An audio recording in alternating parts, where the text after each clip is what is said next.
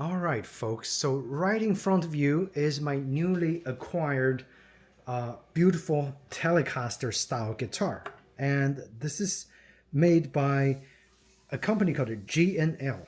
And one of the founder is Leo Fender, who is also the inventor of the telecaster, right? If you're into guitars, I'm sure G&L is not unfamiliar to you.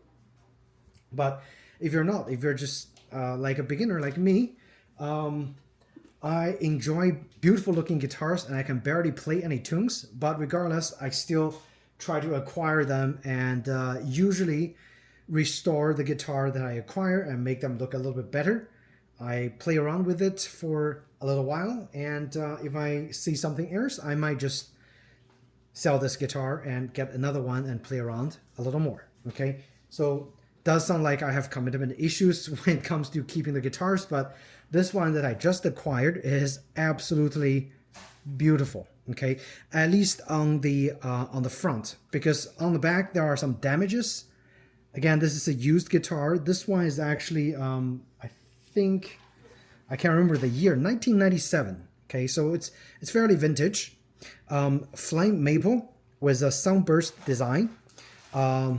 This is the I think they call it saddle lock bridge, which nowadays is actually very hard to come by. Seymour Duncan humbuckers for both the neck and the bridge. Beautiful, nice. So looks like the previous owner already upgraded the pickups, so I don't have to do much actually. There are some oxidation from this guitar being set probably in the environment for a while. Very obviously is the frets are all pretty much oxidized.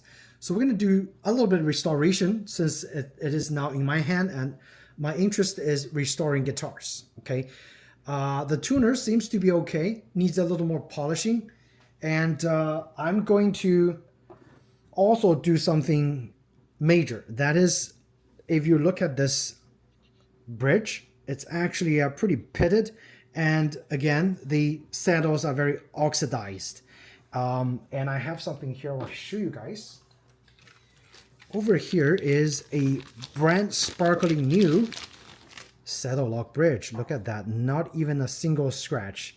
I got this from eBay, and only because the production, it seems like G&L has trouble keeping those replacement parts in stock. So if you come by with one of those and you're looking to restore guitars, you definitely want to grab them quick, because again, G&L doesn't stock them regularly. I also had to find a just show you guys anyway, another locking bridge. This one is for a G&L SB1 bass, and again, very hard to come by. So if you do see one, you should just grab them at all costs, right? Okay, so enough said. My goal in this video, restore the frets, put on some new strings, which I already have here, and maybe polish the whole body just a little bit, make it look a little bit better, presented. Oh, I forgot to mention, this is the G&L ASAT USA version. So it's made in USA, in their Fullerton factory in California. And this one is a little bit more special because this is a semi open design. Okay, so very interesting. Even though it's semi open, okay, it's really the only thing that's open is probably a very small portion. So this is more for looks than the actual performance related design decision, I would say, but it does look very nice this way. Okay, and the maple cap, this one is book matched. Yeah, it's like very beautiful texture. I'm glad I got this, even though the back is damaged. Again, the back is actually made of walnut. Okay, so walnut backing and a maple cap on the top. Semi-open. Okay, and next, let me just quickly cut the strings and we'll remove the old string, get the bridge replaced, and restore the frets. Okay, so I'm gonna go ahead and start. So what I usually like to do first, again, is to just remove the strings. And I use this little adapter that is attached to a drill for much faster string removal, right? So I guess turning clockwise is removing. It's been a while. And as you can see how fast, let me move the camera a little bit over this way, how fast it is to loosen the string, okay? Much faster than the hand winder.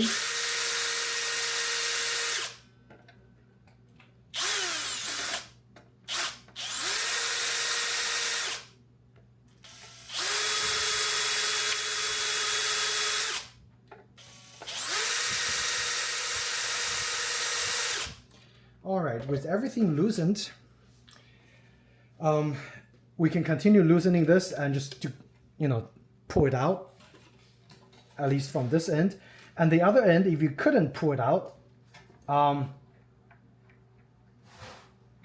this is like really loose. So we probably have to take a look and see if some of those tuners are in good working condition. And if they're not, we might have to replace them as well, okay? So at least it is off on all the tuners. And I'm gonna go ahead and use my hand cutter and just cut them and push them out from the other end of this saddle lock bridge, which is actually a very easy job, okay?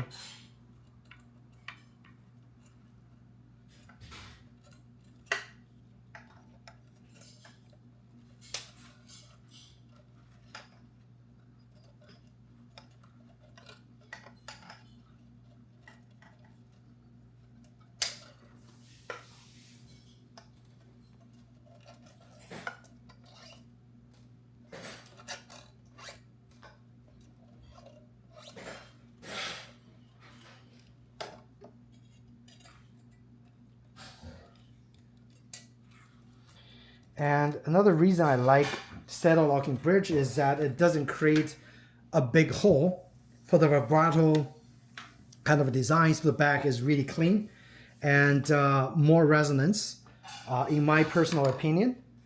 And the only downside with this is that this bridge, when it needs to be replaced, is very hard to find. So we have the string removed. Next, I'm going to remove the 5 screws over here on the saddle, and we'll put the new saddle bridge in there. But before we do that, we're gonna probably just refine the surface a little more. All right, so again, 5 screws, that's all we have to remove to cut this bridge out.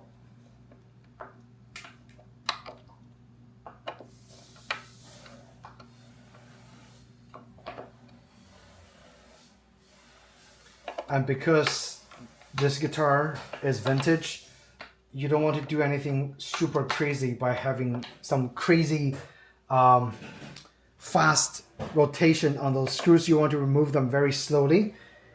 And let's see if this one is actually blocking it. So I think I have to get the all the bridge removed, the saddle removed first before I can access the bridge. So I'm gonna go ahead and do that. And if you look here, the saddles are held up by some small Phillips head screws.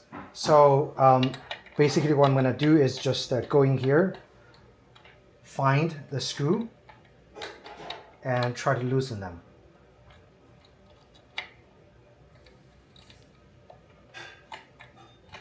By turning counterclockwise, okay?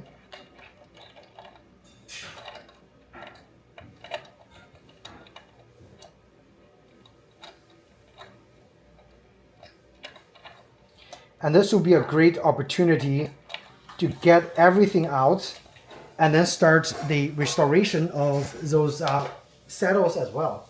Because those saddles are oxidized. You can probably polish them if you need to, okay?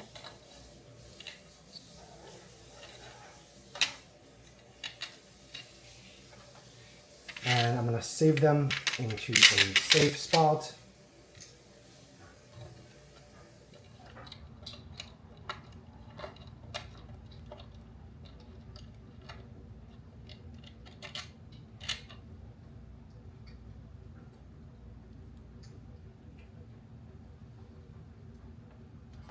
Okay. All right, with that removed, we can go ahead and get those 5 screws removed very carefully. Okay.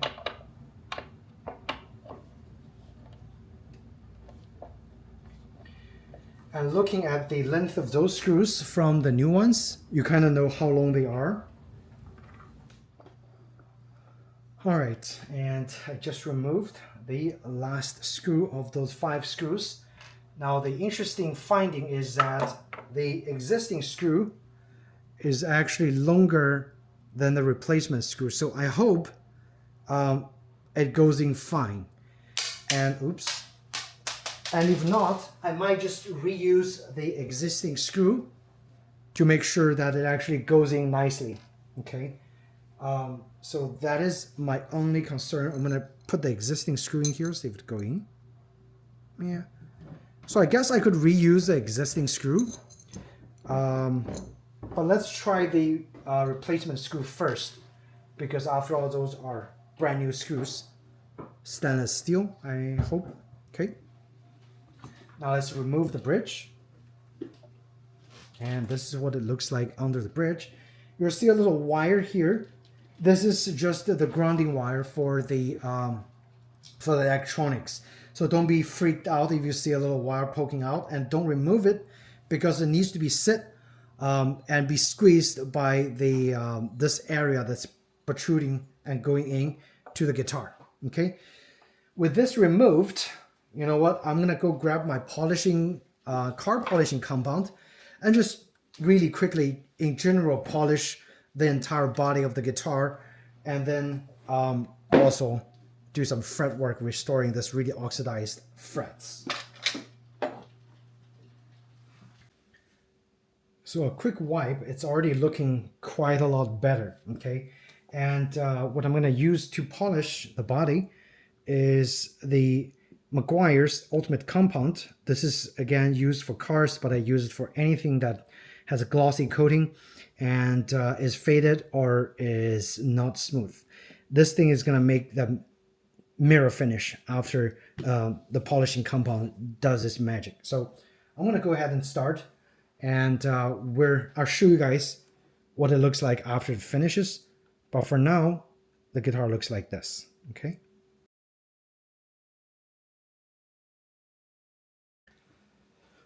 All right, I just finished polishing the face.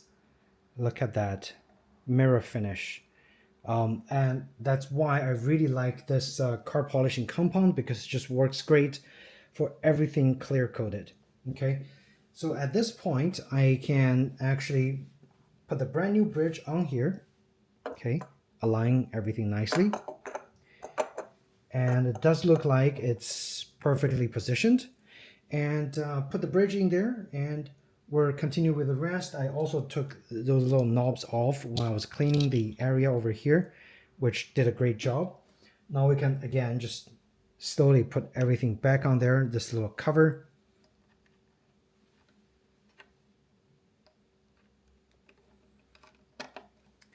And I just used some shop towel and also some mop towel that I was about to throw away, but in the end I decided to use it, which actually turned out to be pretty good for polishing this. So what I can do after the video is done is to further polish the side and the back. But the next thing I'm gonna do is get the bridge installed, and we'll try to restore the frets. Okay. For fret restoration, I already did a video, so if you're interested, check that video out. But all I'm going to be using is those polishing and abrasive eraser. Okay, so it's going to be a quick job, but I'll show you guys later in the video. Okay, you can see that I already put all the 5 screws, and again, this is the new screw in here. I think it's going to work. It's going to grab enough of the wood materials under here. Because this part is actually solid. Okay, the only thing that's hollow, and again, semi-open, semi-hollow, whatever, the only thing that's hollow is this small area. Okay, I want to make you guys aware of that, and that's why it's called semi-hollow. This whole piece rest is solid. I also put the knobs in here, and those knobs just needs a, I believe, 1mm hex wrench. And once you have the hex wrench in there, you can just easily align it to the place, to the position that you want, and then just tighten it. Yeah, I think they work fine. Again, I'm not over tightening anything, just making sure they're snug. That's all they need to be. Okay, bridge is done. And don't forget, again, if you're tuning the low E string, I'm just gonna go ahead and make them a little bit shorter, just like that. All right, bridge is done, nice and beautiful, and the body is polished. Again, the face of this guitar, vintage 1997, is looking rather stunning. Wow. We're gonna focus on the frets. All right. So now for frets, I show you guys, it's very easy. It is a abrasive eraser. You literally just start erasing on the frets. I don't want to do this on my computer because a lot of oxidation is gonna fall. So I'm gonna actually do this somewhere on the floor and vacuum it later. Let me see. And start by just erasing, right? Just do the erasing action, and the fret should look really nice.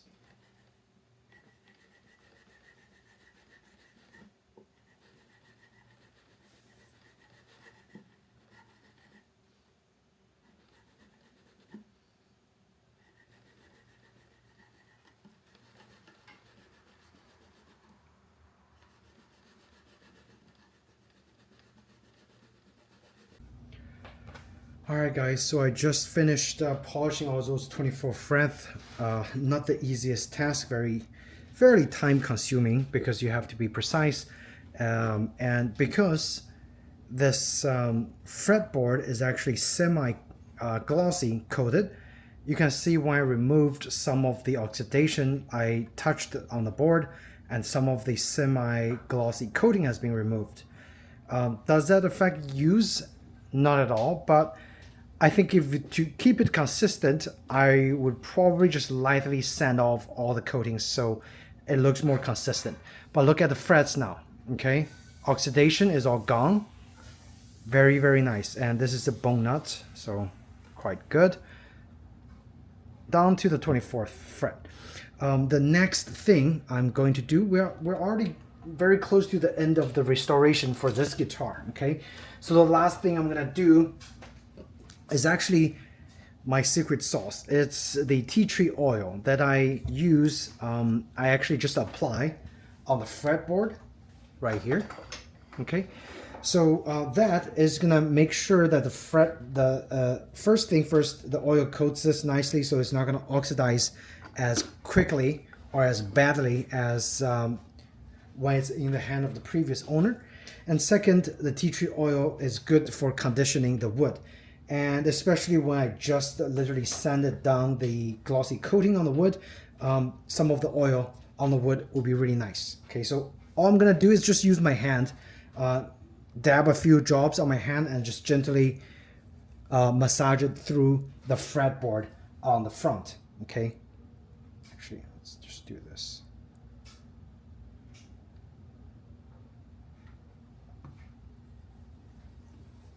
And because this wood is not porous, so not much of the oil is going to be absorbed. All you're going to do is actually just make sure the surface is nicely coated and the fretboard is nicely coated, and those oil goes to the in between the edge of the frets on the fretboard.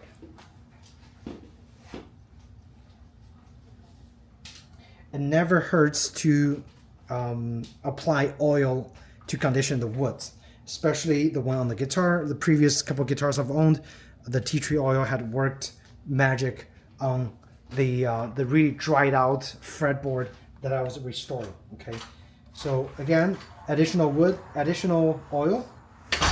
I'm gonna actually literally just put it all over the headstock as well. And eventually some of those oil is gonna get absorbed, and those that doesn't get absorbed, you can easily, let me put this over. You can easily just wipe it off, okay? Just literally wipe it off.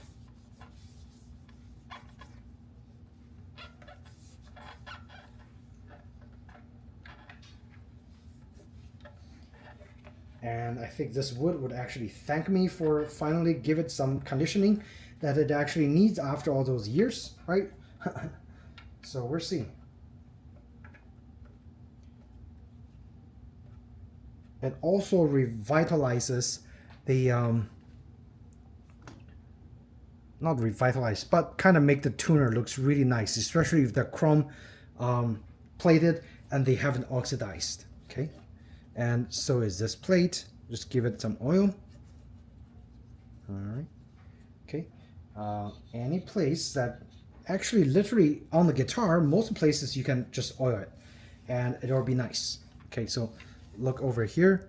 You can see this fretboard is already nicely coated in oil. Yeah, the wood is gonna thank you. It's non-porous, so anything that you apply right now, it's probably gonna stay on top. So I am going to just use one shop towel, a small piece, and again, wipe gently and just get the excess oil absorbed onto the shop towel. Leave the remaining oil on there.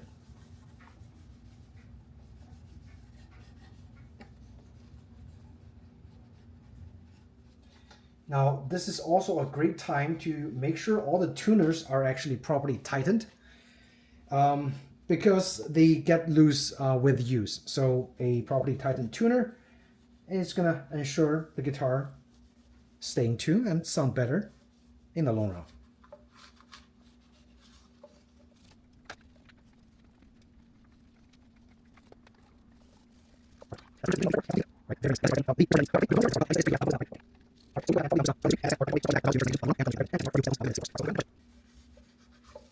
Perfect. That's pretty much it. The conditioning of the fretboard has completed. Right? Very, very nice. Again, this guitar is getting the restoration that it needs.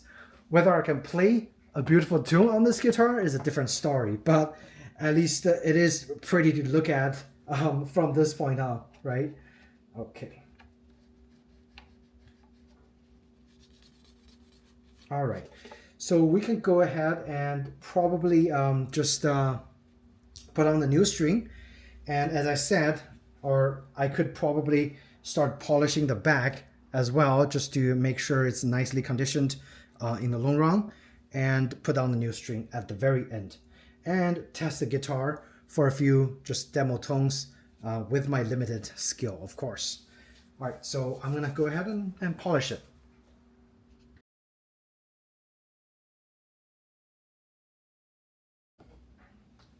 All right, guys, I finished polishing the back end as well, and show you guys really quick.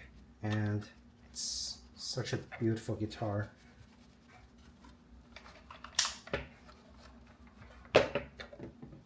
This is the front, and this is the back. Again, my fingerprints. So obviously it will get more as I play it and fiddling around with it. But oh my god, it's so pretty. The only problem is this little area, but I think I can probably live with it. It's a little bump from the behind that nobody is gonna see, and again, I'm just blown away by the face of the guitar. All right, so done with polishing. I'm gonna put the string on and we go test the guitar a little bit in terms of the tone of the guitar. And if you do have a very loose, this one, it's like super loose. If you do have a loose knob, this is super easy to fix. All you have to do is use a flathead, a small flathead screwdriver, and just go in here and tighten the actual knob of the Once you tighten it, you give it a good, nice, firm pressure. Just make sure, you know, all the pressure adjustments are even, and you're good to go, okay? So now the pressure is even. I could probably tighten the rest just a little bit more.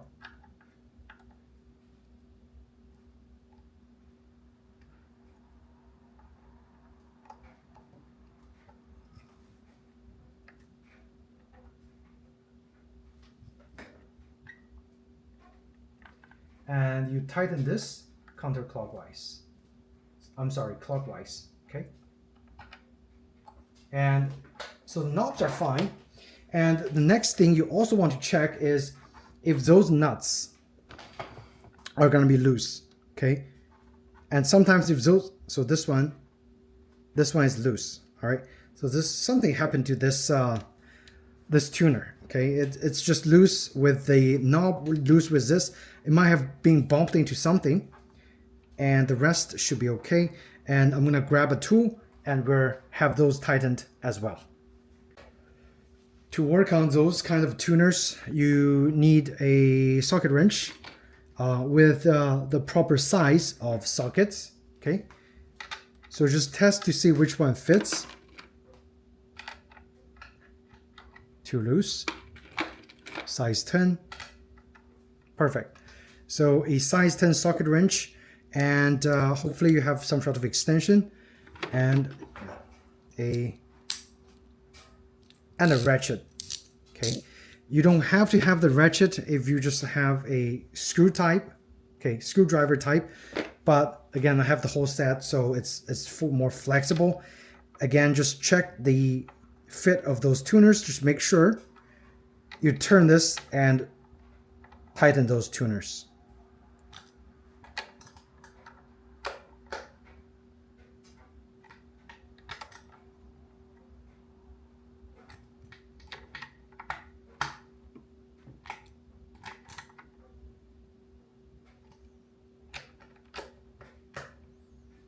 When I say tighten, I don't mean overly tightened, just snug, okay? Yeah, don't over tighten anything on guitars, right? That's what I learned when I restored quite a few of the old guitars. And size 10 for this one, and it's done. So there shouldn't be much free play left, and they should stay in place much better compared to before, okay? And this tuner, the G&L tuner, actually only secures from the front end. The back end does not have a screw, but they do have a little pin inside to guide it, but it's secured by this socket, so make sure the socket is tightened, okay? And we're done with everything pretty much. I'm gonna put down the string and we test the guitar.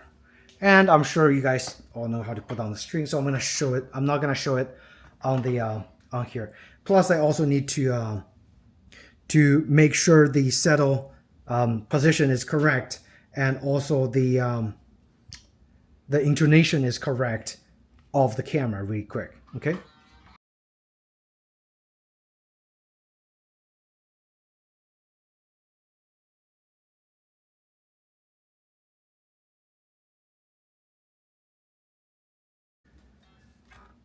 Alrighty, guys. So I got this the strings installed.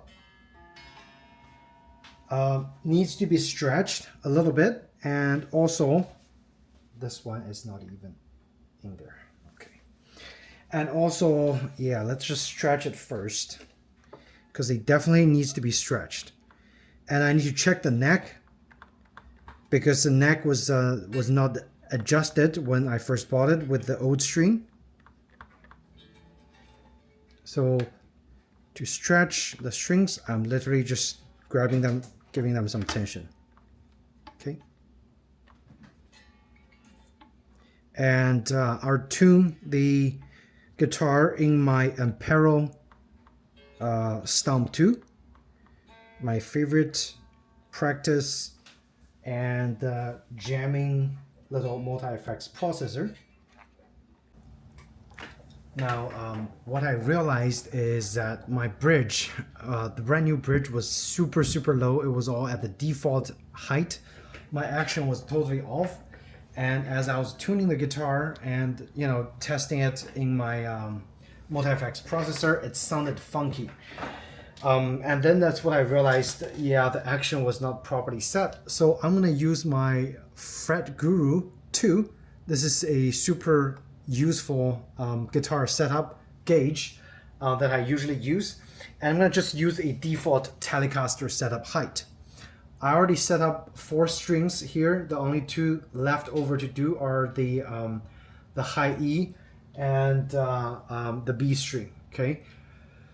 And you need to have a very small, tiny, either a Torx screwdriver. This is a T6, which actually works fine for those hex screws. The hex screws are actually 1mm size hex screw. I couldn't find a hex screw 1mm, but those Torx T6 screws actually works perfectly fine to drive those around. So it's nice to have a Torx screw set, and this is my favorite, the Husky tiny Torx screwdriver set. It's got all the small sizes that you need. Great for guitar work. Okay, so again, I just have 2 strings left to do. I'm gonna set the action height at 4/64 of an inch. Basically, it's indicated right here for this line. So the 4, once the bottom of the string hits that 4/64 of the inch, I'm gonna stop. And again, I have 2 strings left to do. I'm gonna just generally line up the height of the remaining 2 strings by raising them up, by turning clockwise. You can see the bridge actually rises up rather quickly. Okay, and once I'm almost there, I'm gonna put on the string and just try to get that to the 4/64 of a second on the 17th fret. Again, this is a Telecaster copy, so I'm gonna just use Telecaster standard on the 17th fret. Okay, so let's just do a quick measure. I'm gonna just have the string gauge here, and I'm gonna start turning until it hits 4, give or take. Okay, and I would say we are already there, which is great. All right, so the last thing left to do is the high E string. Again, super easy. You literally just raise them up to about the same height as the rest. And I always do this from the low E to high E. You might have a different preference, but that's up to you. All right, so in general, they're about the same height, and now I come here and measure on the 17th. It's actually a little bit too high. This is over 4th. So I'm gonna lower it. And for the low E, in theory, you could go just a teeny bit lower than the recommended, and you should be okay. Okay. So I'm checking, and it's at 4. All right, so string height is fine. Now I need to retune it, get the intonation correct. The intonation, again, put it on the tuner and adjust accordingly of the back and forth action of the saddle, and you should be able to get the intonation correct once you finish with setting up everything else. All right, guys, finally I finished restoring this guitar in just one evening, and I'm still amazed at, or I would say lucky at, how I was able to grab this guitar from the seller, and for a reasonably good price. Okay, and frets are restored, brand new bridge installed, intonation adjusted, fully tuned up, and the guitar again sounds really good. Right now I'm just running some clean tones on the Ampero 2 stump, and it literally sounds clean and nice and beautiful. Okay.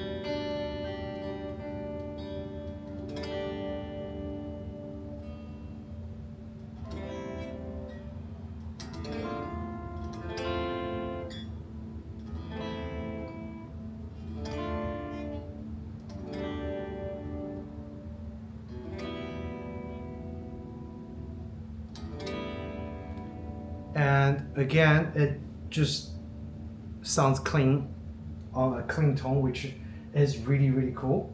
Okay, I don't know what other tone I can test. Let's see. This one is gonna be loud. It's already late. I hope my wife doesn't yell at me.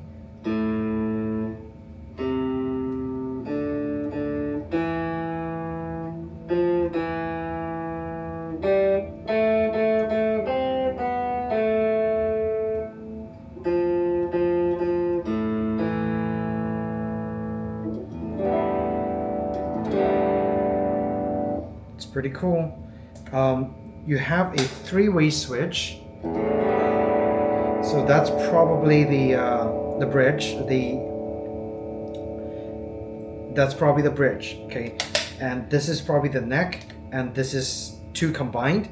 You also have the option to split those two humbuckers by pressing this knob.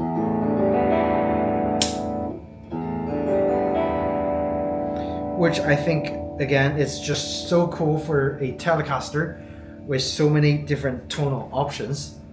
Now again, I'm not an expert when it comes to giving you guys a performance, but at least you can hear that the tone coming out from this guitar is really good. It's action when it's set up right for it, over 1/64 of an inch. It's super easy to play.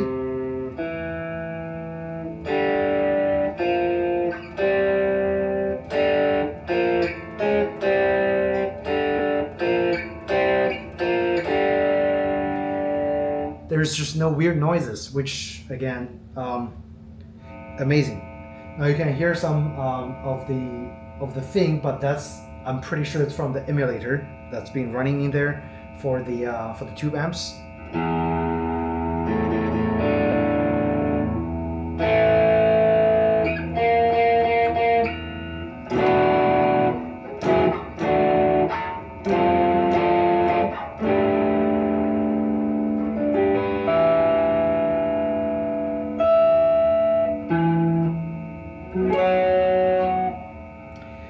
It just sounds nice, sounds clean. Action is super easy to press, even at the higher frets. So yeah, very, very enjoyable. Very, very enjoyable.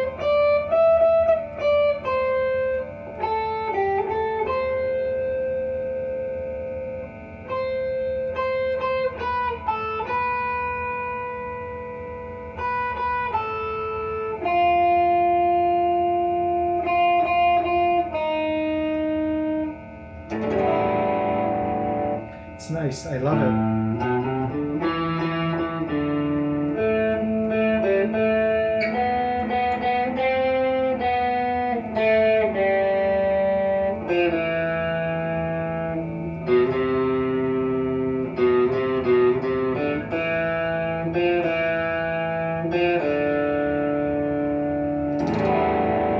Right, and again, if you have a really nice multi-effects processor, I think this guitar is right at home. You can enjoy. Oh, this one might be fun. This is a Wham and Chimey. I don't know. Deluxe Drive. This is probably one of those high gain ones. Again, it's late in the evening. I don't want to get my volume all the way up, but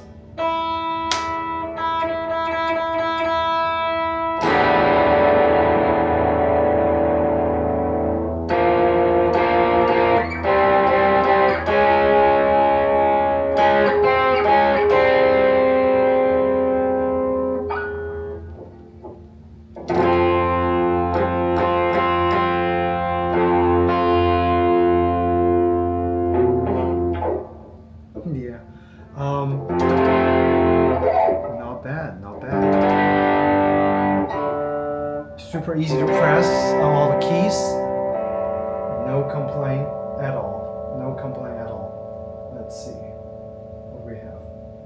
I think number one is Ampero Strikes. Oh yeah.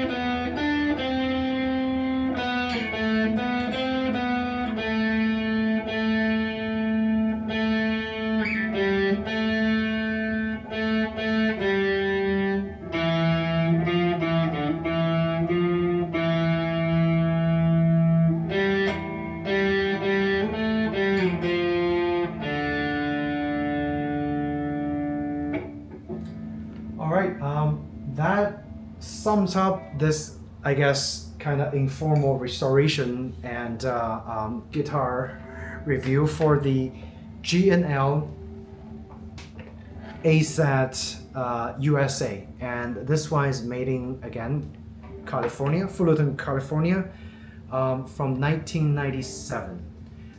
You have a white plastic binding on this thick maple cap that's I think they call it book matched flame maple with a sunburst kind of a design. And again, this paint literally is amazing. Once you do a mirror finish with an easy polish using any kind of car polisher, this guitar comes to life. Okay, and so yeah, easy to restore as well, right? Let's play just a few tones without the effects processor, so you can hear that this guitar without any this guitar just by itself resonates really well. So if you don't want to wake up your girlfriend with a loud acoustic guitar, this is a great alternative to play around and practice on. And